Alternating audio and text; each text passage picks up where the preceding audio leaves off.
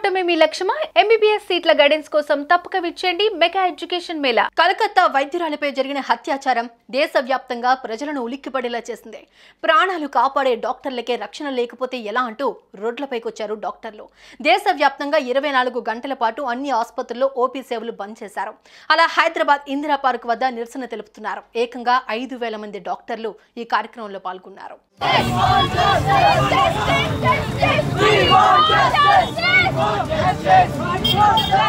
Indian medical association ఇచ్చిన పిలుపు మేరకు నిరసనలో వైద్యులు, నర్సింగ్ స్టాఫ్, పారామెడికల్ స్టాఫ్, మొత్తం వైద్య సిబ్బంది పాల్గొన్నారు. అన్ని ప్రభుత్వ ఆసుపత్రుల్లో తాత్కాలిక సేవలను ప్రభుత్వ వైద్యులు నిలిపివేశారు. అటు తమ బాధ ఎవరికి పట్టడం లేదంటున్నారు డాక్టర్లు. న్యాయం కోసమే తాము పోరాడుతున్నట్లు చెప్పారు.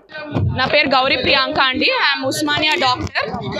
సో ఈ స్థితి, ఒక డాక్టర్లు వైట్ కోట్ వేసుకొని వైద్యం చేయాల్సిన డాక్టర్లు రోడ్డు పైనకి ఎక్కే స్థితి వచ్చింది అంటే దానికన్నా బ్లాక్ డే అంటూ ఏం లేదు.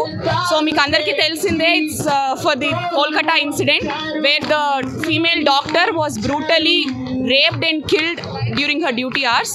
సో అది వినడానికి ఎంత భయంకరంగా ఉంది అంటే ఒక అమ్మాయి పుట్టడం తప్పు చేశామా అన్నంత భయంగా ఉంది. సో మీరు అందరు చూసుంటారు. సో వాళ్ళు ఎవరో పెద్ద పెద్ద వాళ్ళు ఇన్వాల్వ్ అయ్యారు అని చెప్పి ఎవరో మాబ్ అటాక్స్ చేయడము, 7,000 మంది అంటే అంతకన్నా ఇంకా మా ఇక్కడ వాట్ యూ కాల్ సొసైటీ నుంచి అంతకన్నా మించి దిగాచారి ఎక్స్పెక్ట్ చేయలేని పరిస్థితి వచ్చింది మనకి. సో ఇంత జరుగుతున్నా కూడా అంత ఓపెన్గా ఎంత ధైర్యంగా అంత ఉన్న ఎవిడెన్స్ అంతా ట్యాంపర్ చేయడం అన్నది ఆశ్చర్యకరమైన విషయము. అలాంటి పెద్ద సీఎం లాంటి వాళ్ళే హూ హ్యావ్ టు సపోర్ట్, ఒక ఉమెన్ అయి ఉండి ఆవిడ సపోర్ట్ చేయాల్సిన ఆవిడ కూడా దానికి సపోర్ట్ చేస్తూ నేనే చేయించి అంతా నేను చేయించిన తర్వాత మళ్ళీ నేనే రోడ్లు ఎక్కుతాను అమ్మా నీకు సపోర్ట్ చేస్తున్నాను అని చెప్పేది అది అసలు అర్థం లేని విషయం అన్నది నా opinion. And regarding the punishment CBI చేతికి వచ్చింది. We are very happy for it.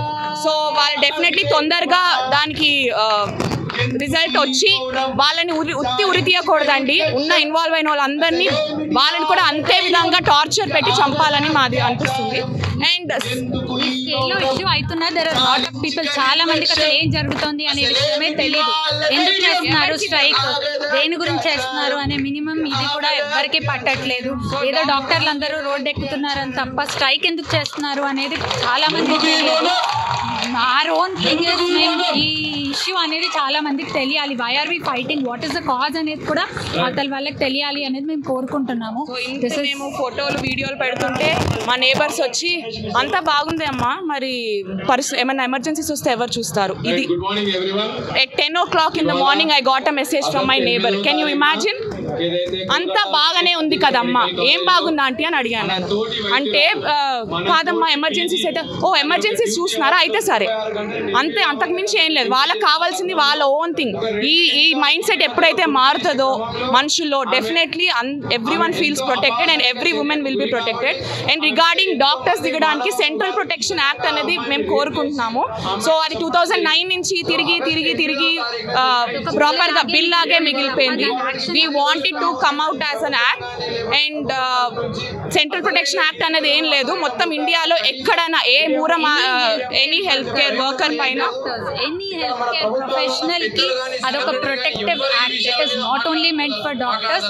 Central protective act, central CPA అనేది it is very important for all of us. We are just demanding that for the safety of everybody. It is not only for doctors. నా పేరు doctor Manzoor. నేను national president all India dental student association. ఏదైతే Moumita case జరిగిందో, ఏదైతే west Bengal case జరిగిందో దాన్ని all India dental student association తరపు నుంచి మేము తీవ్రంగా ఖండిస్తున్నాం. 11 మంది మహిళా ఎంపీలు ఉన్న వెస్ట్ బెంగాల్లో ఇలా జరగడం, వాళ్ళు దీని మీద స్పందించడం చాలా బాధాకరం. ఇండియా నార్మల్ పబ్లిక్ ఎట్లా ఇండియాలో ఈ విధంగా జరుగుతుంది, కానీ అది డాక్టర్లు కూడా జరగడం చాలా బాధాకరం. All India dental student association తరపు నుంచి ఒకటే డిమాండ్ చేస్తున్నాము, ఆల్ ఓవర్ ఇండియా దీని మీద కఠినమైన చర్యలు తీసుకొచ్చి డాక్టర్ల మీద ఫ్యూచర్లో ఎలాంటి దాడులు జరగకుండా చూడాలని state government plus central government దీన్ని సీరియస్గా తీసుకొని ఇదే చివరిది కావాలని all India dental student association తరపు నుంచి కోరుతున్నాము. ఇండియా మొత్తం వేరే ఏదైతే నాన్ మెడికల్స్ ఉన్నారో, వేరే ఏవైతే ఇంజనీరింగ్ కానీ రేపు ఈ రోజు మెడికల్ కాలేజ్లో జరిగింది, రేపు వేరే దగ్గర కూడా జరుగుతుంది, వేరే కాలేజెస్లో కూడా జరుగుతుంది. అందరు దీన్ని ఒక మెడికల్ ఇష్యూ లాగానే తీసుకోకుండా, మెడికల్ కాలేజ్ ఇష్యూ లాగానే తీసుకోకుండా అందరు యూనిట్గా తీసుకొని ప్రతి ఒక్కరు దీని మీద వాయిస్ రేజ్ చేయాల్సిందిగా all India dental student association తరపు నుంచి మేము కోరుతున్నాము. జై హింద్. జరిగిన ఈ అత్యాచారానికి మేము చాలా చింతిస్తూ ఈ విధంగా మేము ప్రొటెస్ట్ చేయాల్సి వస్తుంది. అంటే మాకు ఓన్లీ డాక్టర్స్ దాంట్లోనే సపోర్ట్ వస్తుంది, మాకు అన్ని రంగాల్లో మాకు సపోర్ట్ వస్తే చాలా సంతోషిస్తాం. ఎందుకంటే ఇవాళ ఇది హాస్పిటల్లో మెడికల్ కాలేజ్లో జరిగిందని కాదు, ఇది ఎక్కడైనా జరగచ్చు. రేపు పొద్దున ఏ ఇంజనీరింగ్ కాలేజ్లో కానీ స్కూల్స్లో కానీ ఎక్కడైనా జరగచ్చు ఇవి.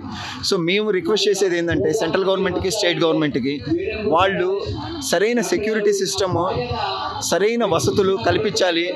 అది డాక్టర్స్కి కానీ ఎవరికైనా సరే. ఇప్పుడు జూనియర్ డాక్టర్స్ ఈ విధంగా వాళ్ళు డే అండ్ నైట్ వాళ్ళు నైట్ డ్యూటీస్ చేసి ఈ విధంగా అలిసిపోయి రెస్ట్ తీసుకుంటే ఈ విధంగా మనం అత్యాచారాలు అనేది జరుగుతున్నాయి. సో వాళ్ళు ఎంత కష్టపడి డే అండ్ నైట్ వాళ్ళు పేషెంట్ ప్రాణాలు కాపాడాలని ఈ విధంగా వాళ్ళు చేస్తూ ఉంటే, ఇంకోవైపు నుంచి ఈ విధంగా అత్యాచారాలు జరుగుతుంటే ఏం చేస్తుంది సెంట్రల్ గవర్నమెంట్ కానీ స్టేట్ గవర్నమెంట్ కానీ? ఇమీడియట్ యాక్షన్ ఏమీ తీసుకోవట్లేదు.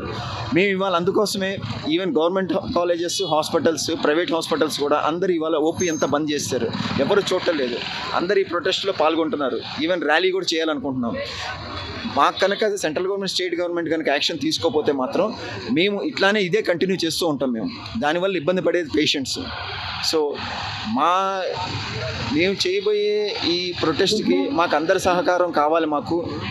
మాకు కంపల్సరీగా సెంట్రల్ గవర్నమెంట్ ఏదో ఒకటి ఇమీడియట్ యాక్షన్ తీసుకొని తగిన చర్యలు తీసుకొని, ఒకవైపు ఎవరైతే ఈ చేస్తున్నారో వాళ్ళకి కఠిన చర్యలు తీసుకొని వాళ్ళ మీద సీరియస్ యాక్షన్ తీసుకొని, ఈవెన్ వీలుంటే వాళ్ళకి ఇమీడియట్ ఉరిశిక్ష అనేది చేస్తే మాకు చాలా సంతోషం.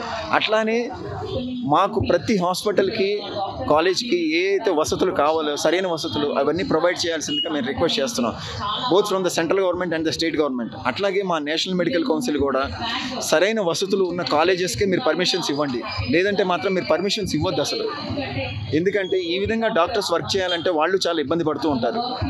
మాకు కావాల్సింది ఏంటంటే ప్రతి కాలేజ్లో సరైన సెక్యూరిటీ సిస్టమ్, అంటే సీసీ కెమెరాస్ ఇవన్నీ ఉండి వాళ్ళకి డాక్టర్స్కి సరైన వసతులు ప్రొవైడ్ చేస్తే మాత్రం we are ready to give our services 24 hours for the patient.